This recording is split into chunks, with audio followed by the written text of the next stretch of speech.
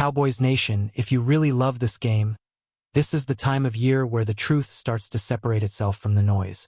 This is when the cameras are on, the stopwatches are out, and reputations either get confirmed or exposed. And when you look at what just happened at the NFL Combined, especially through the lens of the Dallas Cowboys, you start to see exactly why some prospects are rising and why others are quietly slipping down boards. There's a difference between looking the part and being built for it. You can see it on tape. You can feel it when a player understands angles, spacing, leverage, timing. Some guys are just out there trying to survive the moment. Others are wired for it. And when you watch certain prospects over and over, then you see them show up at the combine and confirm what you already believed. That is when you know the evaluation was real. Take C.J. Allen, for example. What stands out is not just the measurable traits. It is how he processes.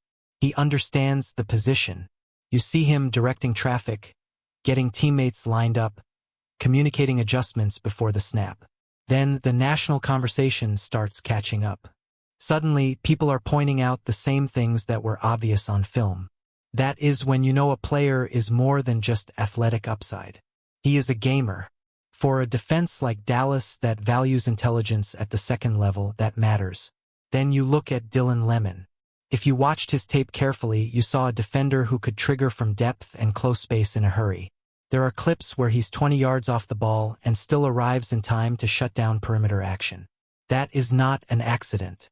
That is range translating from testing numbers to football speed.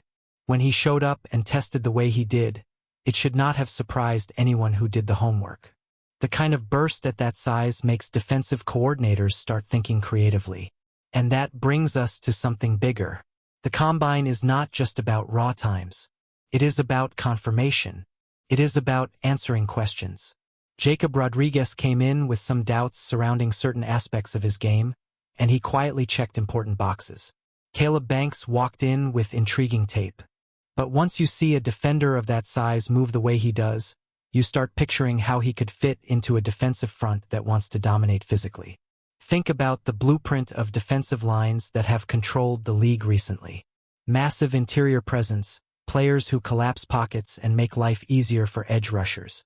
Banks has that kind of frame and movement ability that forces you to reimagine your front. When a player is 6 feet 6 inches, well over 300 pounds and still flashes explosion. That is not common. That is a potential tone setter. Chris Johnson out of San Diego State was another name that forced people to recalibrate. There were questions about athletic ceiling. Then he shows up, runs fast, jumps well, and looks fluid in drills. Suddenly the conversation changes from, is he athletic enough, to how high can he go? That is what this week does. It shifts narratives. But here is the part that has to be said. The biggest losers at the combine are not always the guys who test poorly. Is the ones who do not test at all.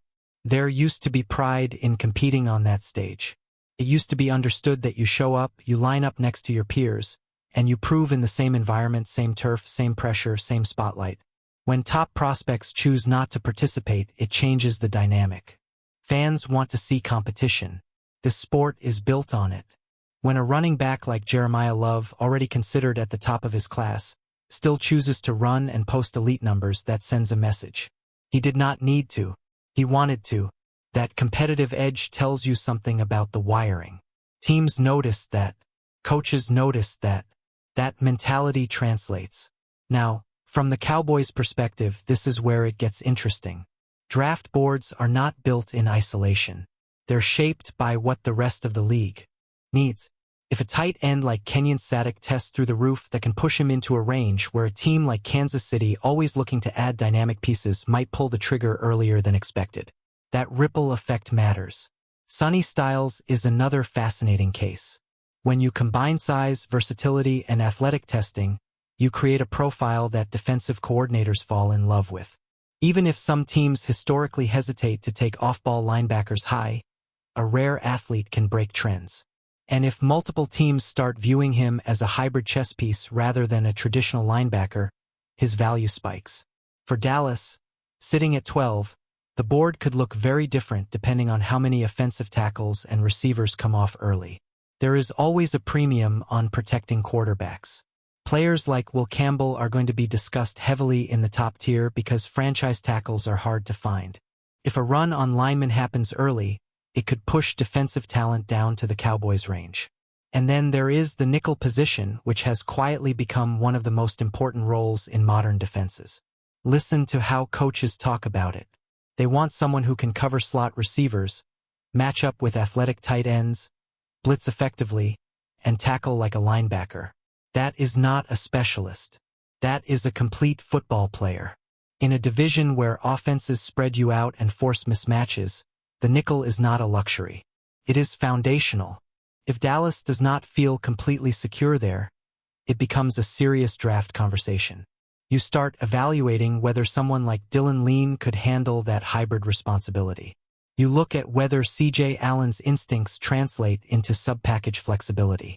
You even explore names flying under the radar who might thrive with the right coaching.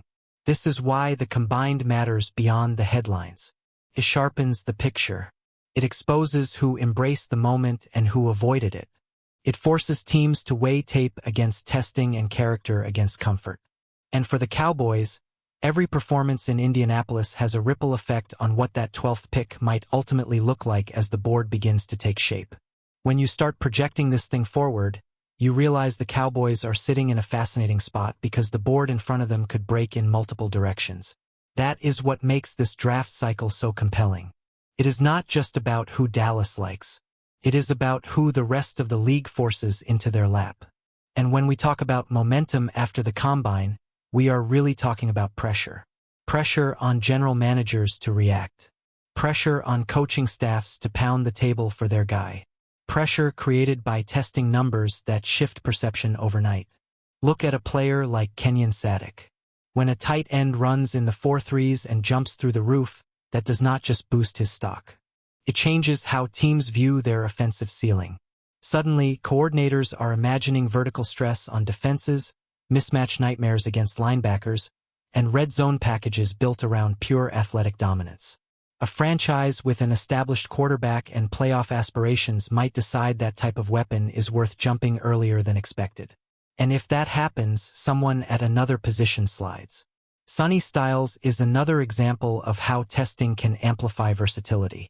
When you combine size, speed, and physicality, evaluators start talking about a defender who can align in multiple spots without tipping the coverage. In today's league, disguise is everything. Offenses are too advanced. Quarterbacks process too quickly. If you can present the same pre-snap look and rotate into different responsibilities post-snap, you gain an advantage. That is where a hybrid defender becomes incredibly valuable.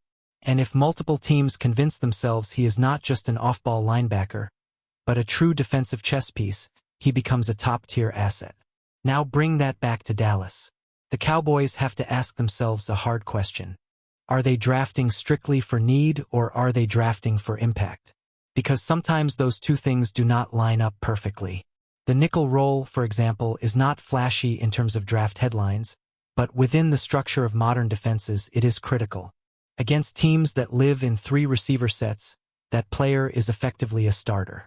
He has to tackle in space, fit the run like a linebacker, carry vertical routes from a slot, and blitz with timing.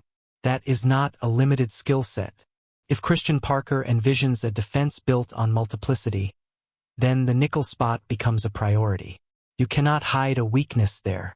Offensive coordinators will hunt it every Sunday. They will motion into it, isolate it, and force it into space. So when you evaluate prospects who have the fluidity to mirror receivers and the toughness to step into the box, that evaluation carries weight. Dylan the man fits part of that conversation because of his range and willingness to trigger downhill.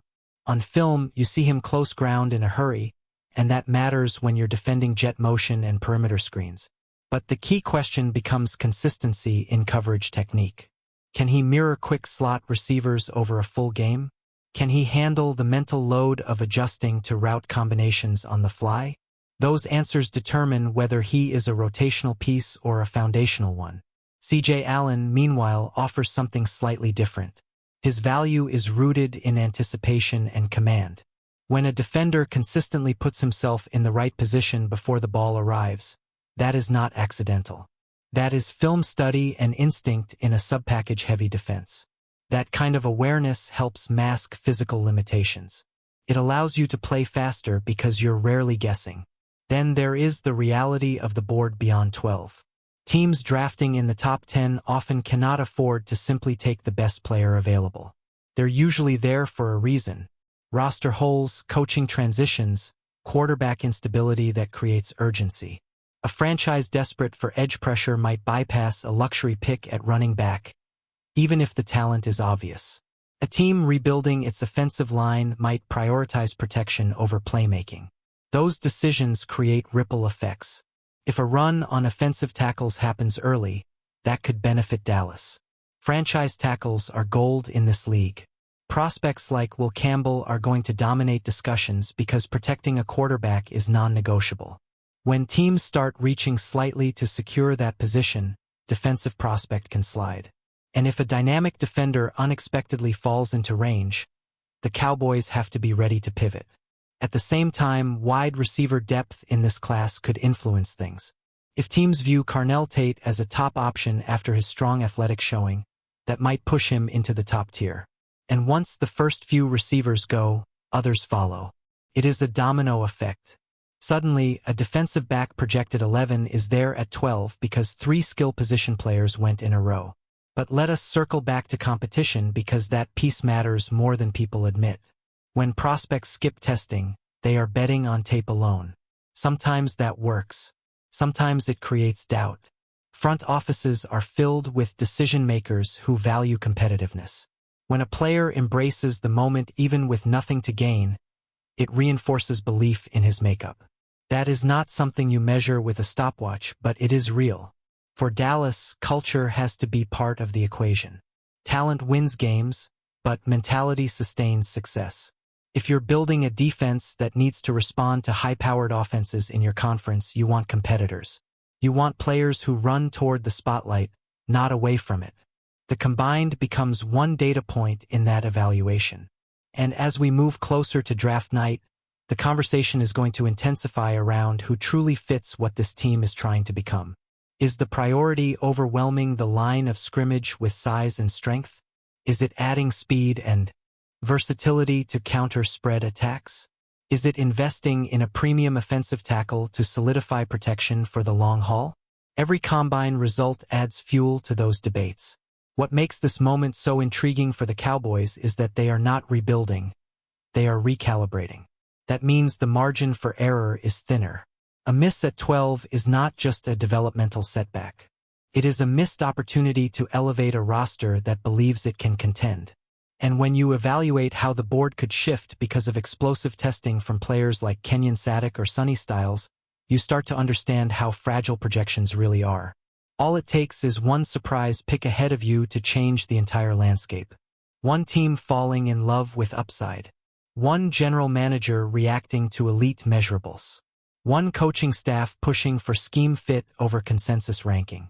And suddenly the Cowboys are on the clock with a different set of options than anyone predicted just weeks earlier.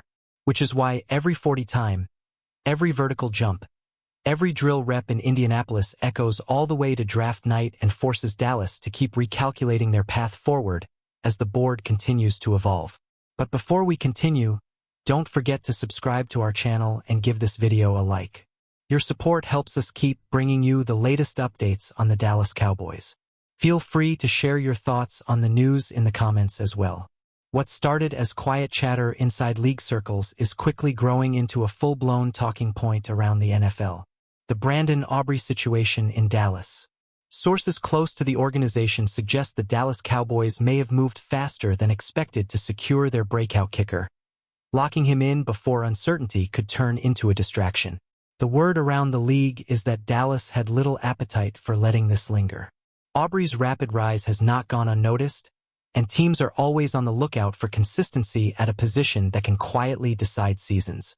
While kickers rarely dominate headlines, executives know how fragile stability can be when it comes to the final points on the scoreboard. The Cowboys, it seems, preferred prevention over panic. Insiders describe the move as both strategic and symbolic. Strategically, it removes a potential pressure point that could have escalated into a negotiation saga. Symbolically, it sent a message that performance will be rewarded regardless of position. In a league where star contracts often overshadow special teams, Dallas appears intent on showing that reliability matters just as much as flash. There's also a sense that timing was everything.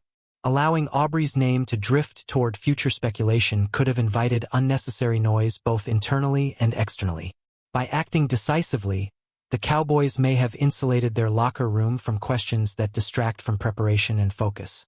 For a franchise constantly under the national microscope, minimizing drama can be as valuable as adding talent. Around the NFL, some see this as a quiet warning shot. Locking down one of the league's most dependable legs could force other teams to reassess how they value their own specialists. Others believe it reflects a broader organizational mindset shift in Dallas, one that prioritizes continuity and control over reactive decision-making. Whether this move proves to be merely prudent or quietly pivotal remains to be seen. But one thing is clear in league whispers. The Cowboys weren't willing to gamble on uncertainty when certainty was already standing on their sideline. That's it for this update. If you enjoyed the video and want to keep receiving exclusive news about the Dallas Cowboys, please subscribe to our channel and give this video a like. We always look forward to your comments and opinions. See you in the next video.